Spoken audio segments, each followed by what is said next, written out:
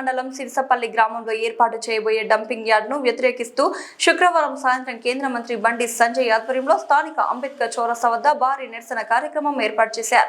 ఈ సందర్భంగా కేంద్ర మంత్రి బండి సంజయ్ మాట్లాడుతూ డంపింగ్ యార్డ్ వలన ప్రజలకు ఎటువంటి ఉపయోగం ఉండదని, అయినా కూడా కాంగ్రెస్ ప్రభుత్వం కావాలని డంపింగ్ యార్డ్ ఏర్పాటు చేస్తుందని, ప్రజల ప్రాణాలతో చెలగాట మారుతుందని, కాంగ్రెస్ ప్రభుత్వం తీసుకుంటున్న ప్రజా వ్యతిరేక నిర్ణయాలను రాష్ట్ర బీజేపీ పార్టీ ఎప్పటికప్పుడు ఎండగడుతుందని, డంపింగ్ యార్డ్ ఏర్పాటుపై బీజేపీ ఆధ్వర్యంలో లీగల్ కమిటీ వేశామని, త్వరలోనే హైకోర్టులో కేసు కూడా వేస్తామని, ఇకనైనా ప్రజలకు నష్టం కలిగించే జీవోలను కాంగ్రెస్ ప్రభుత్వం వెంటనే ఉపసంహరించుకోవాలని, లేదంటే తీవ్ర పరిణామాలు ఎదుర్కోవాల్సి ఉంటుందని ఈ సందర్భంగా తెలియజేశారు.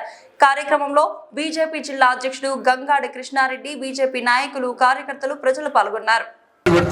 ఎంత ఇబ్బంది వస్తుందో ఒక్కసారి ఆలోచించండి. వాళ్ళు గుమ్లాపూర్ లో మీటింగ్ అప్పుడు ఎన్నికలప్పుడు మన ముఖ్యమంత్రి వచ్చి రేవంత్ రెడ్డి గారు వచ్చి హుజరాబాద్ లో డంపింగ్ యార్డ్ పెడుతున్నా వరంగల్, కరీంనగర్, ఉమ్మడి జిల్లాల కంటే ఫస్ట్ స్టేట్మెంట్ ఇచ్చి ఖండించింది నేనే. ఫస్ట్ స్టేట్మెంట్ నేను ఇచ్చిన బిడ్డాను హుజరాబాద్ డంపింగ్ యార్డ్ పెట్టిన సంగతి చెప్తాను. ఫస్ట్ మాట్లాడి నేను ఎవ్వరు ఏ నాయకుడు మాట్లాడలే, ఏ పార్టీ వాళ్ళు మాట్లాడలే, ఫస్ట్ స్టేట్మెంట్ ఇచ్చింది నేనే.